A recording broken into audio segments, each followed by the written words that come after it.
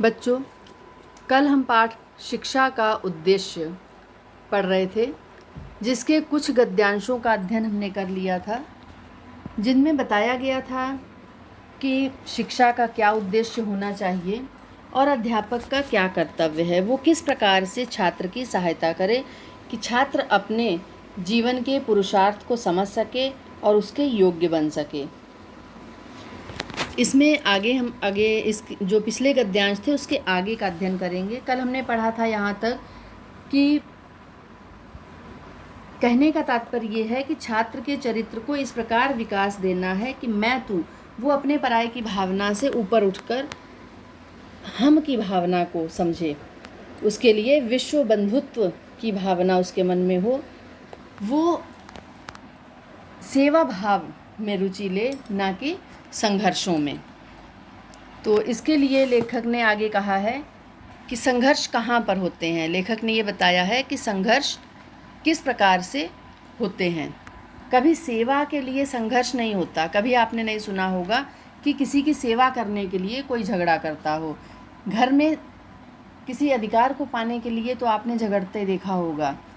उदाहरण हम घर का ही लेते हैं, परंतु आपने कभी इस बात के लिए नहीं झगड़ते देखा होगा कि माता पिता की सेवा एक भाई ने अधिक की या दूसरे ने कम की, मुझे नहीं करने दी, आपने क्यों की, इसलिए झगड़ा। झगड़ा वस्तुओं के लिए होता है, झगड़ा कभी सेवा के लिए नहीं होता। मनुष्य वस्तुओं के लिए इसलिए झगड़ा होता है कि एक वस्तु किसी एक समय में एक ही व्यक्ति के पास रह सकती है। और वहीं उदाहरण लें, जो वस्तुएं आनंददायक हैं, जैसे संगीत एक समय में अनेक लोग, लाखों करोड़ों लोग एक साथ सुन सकते हैं, आनंदित हो सकते हैं। तो संगीत किसी एक का नहीं, वो सभी को आनंदित करता है। आकाश में तारे खिले होते हैं, किसी एक के लिए नहीं खिलते। फूलों की सुगंध से भरपूर हवा बह रही होती है तो किसी एक के लिए नहीं होती, वो सबको आनंदित करती, सबको सुख देती है। हजारों व्यक्ति एक साथ सुख ले सकते हैं। अगर कविता सुनना, काव्य पाठ मुझे अच्छा लगता है तो इसका मतलब ये नहीं है कि वो आपको दुख देता है, वो आपके लिए भी उतना ही आनंददायक हो सकता है। आगे लेखक कहता है कि इसलिए प्राचीन आचार्यों ने धर्म की दीक्षा दी थी। जो प्राचीन आचार्य थे गुरुकुल में शिक्षा देने के साथ साथ धर्म की दीक्षा भी दी जाती थी। क्यों? क्योंकि वो व्यक्ति को आध्यात्म की ओर ले जाए, आनंद, वास्तविक आनंद कहाँ है ये सिखा सके। आज भी अध्यापक को, चाहे उसका विषय गणित हो, हम ये नहीं कह सकते हैं कि गणित का अध्यापक आपको नैतिक आध्यात्मिक शिक्षा नहीं दे सकता। देना चाहिए, उसका कर्तव्य है। चाहे वो भूगोल का हो, इतिहास या तर्कशास्त्र, किसी भी विषय का, हर विषय अगर वो अध्यापक है तो नैतिक शिक्षा देना, एक अपने छात्र को आध्यात्म की ओर उन्मुख करना, जीवन के वास्तविक सौंदर्य को समझाना उस शिक्षक का कर्तव्य है। उसमें अपने शिष्य में धर्म की प्रवृत्ति उत्पन्न करना उसका कर्तव्य होना चाहिए। धर्म से तात्पर्य केवल पूजा पाठ नहीं है कि टीचर आपको ये सिखाएगा कि आप पूजा करो, माला जपो, भजन करो, ये नहीं है। बल्कि धर्म उन सब कामों की समष्टि है, उन सब कामों के समूह का नाम है जो कल्याणकारी हैं। जो भी भावनाएं समाज के लिए, व्यक्ति के लिए, मानव मात्र के लिए या जीव मात्र के लिए कल्याणकारी हैं, वे सभी धर्म के अंतर्गत आती हैं। धर्म केवल हिंदू, मुस्लिम, सिख, ईसाई नहीं है। सर्वोपरि धर्म मानव धर्म है। अपना कल्याण समाज के कल्याण से पृथक नहीं हो सकता। बहुत से मनुष्य में बहुत सारे गुण ऐसे हैं जिनका विकास समाज में रहकर होता है, जिनका विकास मनुष्य स्वयं नहीं कर सकता, बिना समाज के संभव ही नहीं है। बहुत सारे गुण ऐसे हैं। तो बहुत सारे सुख भी ऐसे हैं जिन्हें समाज में रहकर ही प्राप्त किया जा सकता है। इसलिए समाज को ध्यान में रखकर ही धर्म का आदेश होता है। धर्म जो आदेश देता है वो समाज को ध्यान में रखकर। परंतु हमारे समाज में केवल मनुष्य नहीं है, ये बात ध्यान रखनी है कि हम जिस समाज में रहते हैं, भारतीय समाज में है। भारतीय परंपरा में अगर देखा जाए तो देव भी हैं, देवता भी हैं, पशु भी हैं, मनुष्य भी हैं, सबके ऋण बताए गए हैं मानव पर, और इन सबका प्रभाव पड़ता है, इन सबका हमारे ऊपर ऋण है। इसलिए उन सब के प्रति हमारे कर्तव्य हैं। हमारे जो आध्यात्मिक ग्रंथ हैं, हमारे जो आदर्श हैं, प्राचीन संस्कृति के ग्रंथ हैं, वेद पुराण हैं, उनमें ये लिखा गया है कि मानव जन्म हुआ है, इस जन्म के लिए मानव पर पितृ ऋण, मातृ ऋण, देव ऋण, गुरु ऋण सभी हैं। उन सबका सबको चुकाने के लिए उनके प्रति कुछ कर्तव्य हैं। इसीलिए पशु ऋण चुकाने के लिए क्या कहा जाता है, विशेषकर गाय का लिए कहा गया कि गाय की सेवा करनी चाहिए। मनुष्य, जीव, कोई भी जीव हो, चींटी तक के लिए कहा गया कि उसमें भी, चींटी भी मर जाती है तो भी कहते हैं कि जीव हत्या है। तो इस प्रकार हमें रहना है कि जो हमारे पूर्वज, ये हमें कहाँ से सब सीखने को मिला, हमारे पूर्वजों से।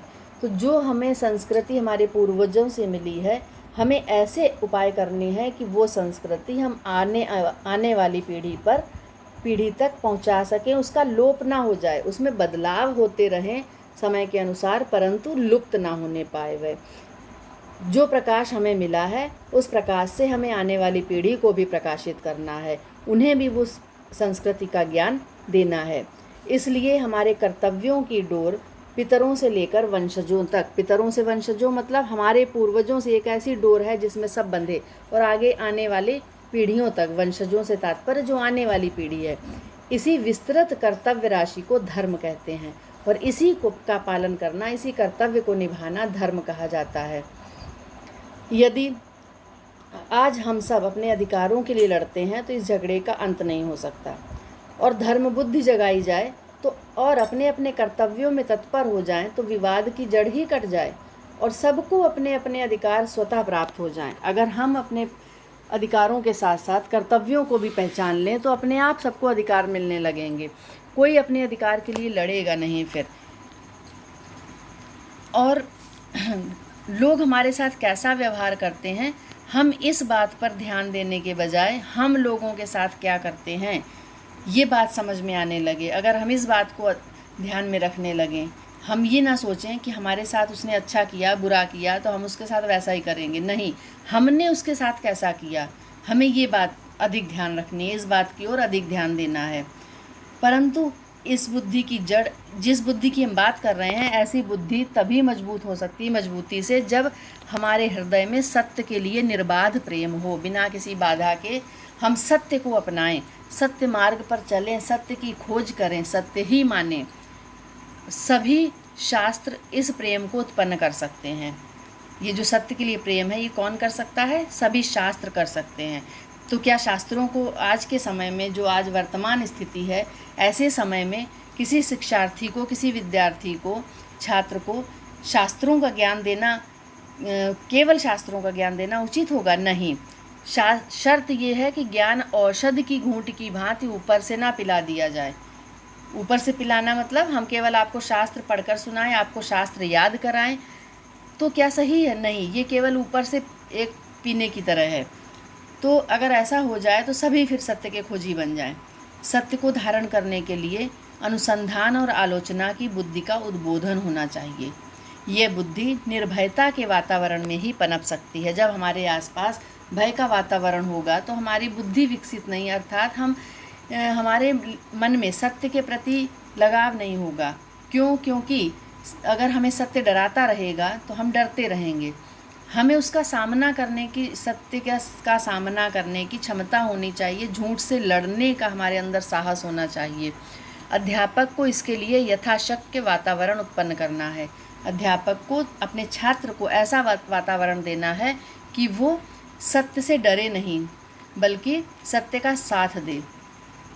इससे ये स्पष्ट हो गया होगा कि अध्यापक को अपने छात्र में कैसा चरित्र विकसित करने का प्रयत्न करना चाहिए।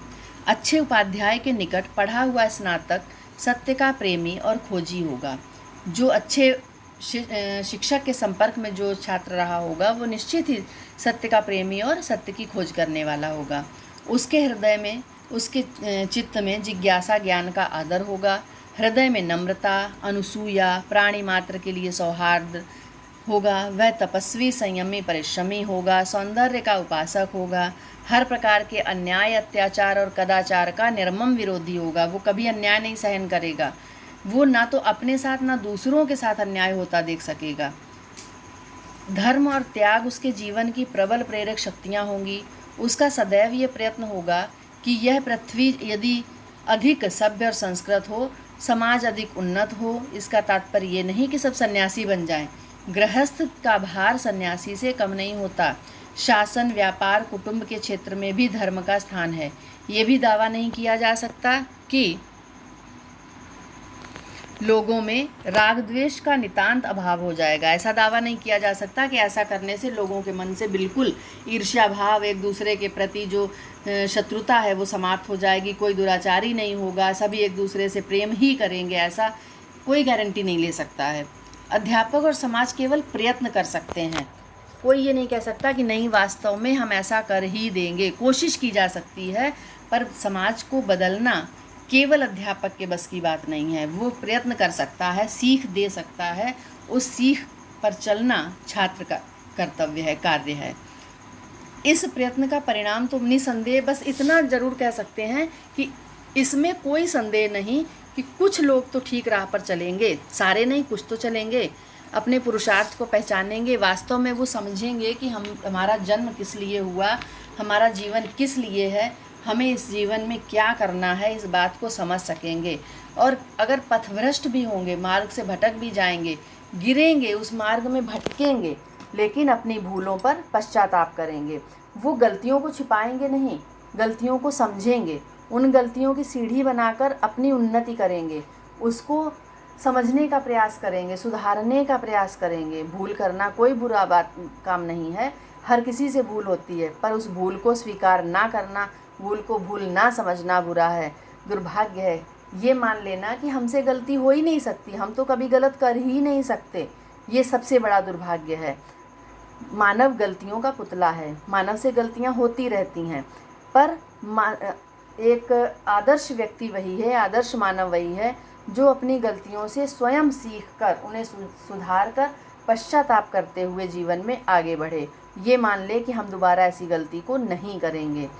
ये मानी हुई बात है कि अकेला अध्यापक ऐसा मनोभाव उत्पन्न नहीं कर सकता।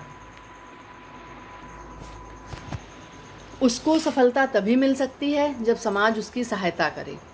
जिस प्रदेश में कलह मचा रहता हो, जिस समाज में गरीब अमीर, ऊंच नीच की विषमता हो, जहाँ विषमता पुकार कर द्वंद्व और प्रतियोगिता को प्रोत्साहन दे रही हो, जिस समाज में क्या है कि चारों तरफ हाहाकार मचा हो, केवल स्वार्थ परिता हो, लोग अपने लिए सोचते हों, ऊंच नीच के भेदभाव हो, अमीरी गरीबी की रेखा खिंची हो, प्रतियोगिता हो। प्रतियोगिता अगर शिक्षा के क्षेत्र में है तो अच्छी है, परंतु किसी को गिराने के लिए यदि प्रतियोगिता है तो पतन की ओर ले जाती है।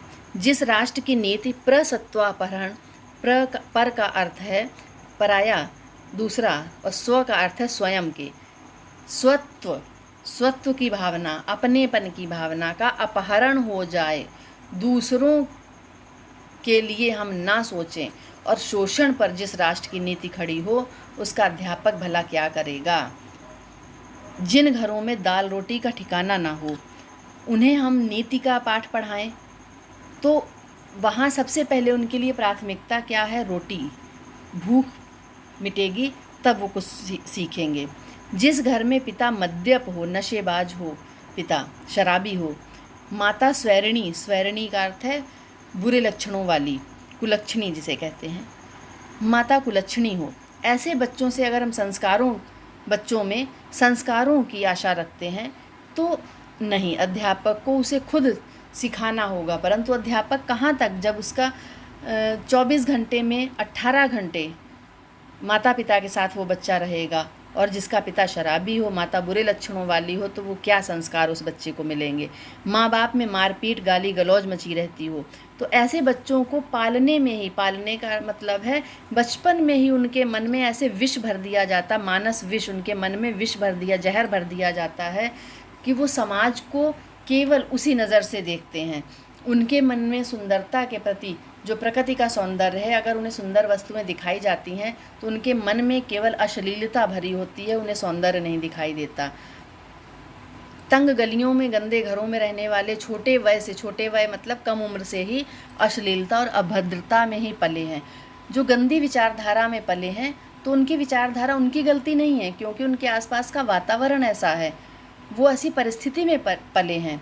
पर क्या अध्यापक ऐसी परिस्थितियों को दोष देकर चुप बैठ सकता है? उसका कर्तव्य नहीं बनता कि वो ऐसे बच्चों को समझाए कि माता पिता उनके जैसे भी हों, पर उसे एक आदर्श स्थापित करना है, उसे समाज के एक अच्छे रूप को एक नया आयाम देना है, एक आदर्श समाज की स्थापना करनी है, उस समाज का हिस्सा बनना है जहाँ पर संस्कृत और सभ्य लोग हैं। सफलता भले ही इस काम में कम हो या अधिक हो, परंतु अध्यापक को ये कार्य करना चाहिए। साधारणता शिक्षक योगी नहीं होता। लेखक कहता है कि साधारणता आमतौर पर देखा जाए तो शिक्षक योगी नहीं है। वो जो किसी योगी का अपने शिष्य के प्रति होता है, उसके अंदर वो भाव होना चाहिए, भले योगी ना हो, परंतु हर शिक्षक के हृदय में ये भाव होना चाहिए।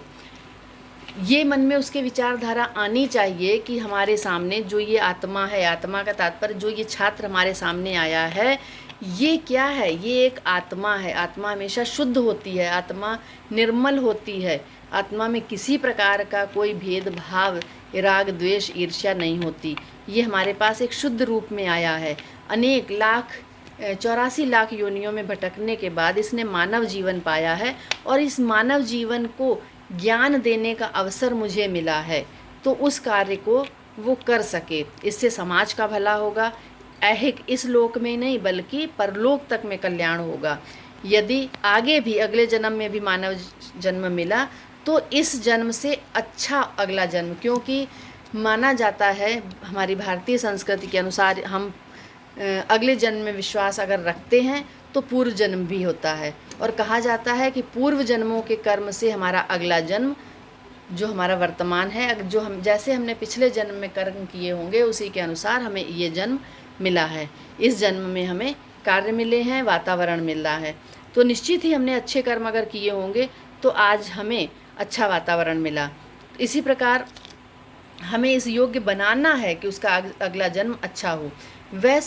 इस समय वह बात बात में परिस्थितियों से अभिभूत हो जाता है। इसकी स्वतंत्र आत्मा प्रतिक्षण अपने बंधनों को तोड़ना चाहती है, पर ऐसा कर नहीं पाती। यदि इसकी बुद्धि को शुद्ध किया जाए और क्षुद्र वासनाओं से ऊपर उठाया जाए तो आत्मा परिस्थितियों पर विजय पाने में समर्थ हो सकेगी, और इसको ज्ञान शक्ति आनंदमय स्वरूप का आभास मिलने लगेगा। इस प्रकार वह अपने परम पुरुषार्थ को सिद्ध करने का अधिकारी बन सकेगा। जो उसने पुरुषार्थ सोचा होगा उसे वो पाने का अधिकारी, उसके योग्य, अधिकारी का तात्पर्य यहाँ पर योग्य, उस अधिकार को पाने का योग्य बन सकेगा वो। इस भावना से जो अध्यापक प्रेरित होगा वह अपने शिष्य के कामों को उसी दृष्टि से देखेगा जिससे बड़ा भाई अपने छोटे भाई को, घुटनों के बल चलने वाले छोटे भाई की चेष्टाओं को देखता है। उसकी भूलों को ठीक करना ही होगा, परंतु सहानुभूति और प्रेम के साथ। लेखक कहता है कि छात्र को डांटना, मारना, समझाना अध्यापक का कर्तव्य है, किंतु कैसे? घृणा के साथ नहीं, प्रेम के साथ, सहानुभूति के साथ। वो जिन परिस्थितियों से आ रहा है उन परिस्थितियों को समझते हुए, व्यक्तिगत रूप से उसे समझते हुए उसका सहयोग करना, यथासंभव उसका साथ देना। ये आदर्श बहुत ऊंचा है। ये जो आदर्श की बातें बताई गई बहुत ऊंची हैं, लेकिन क्यों ऊंची हैं? ऊंची बातें ऊंचे लोगों को ही दी जाती हैं। अध्यापक का पद भी कम ऊंचा नहीं है।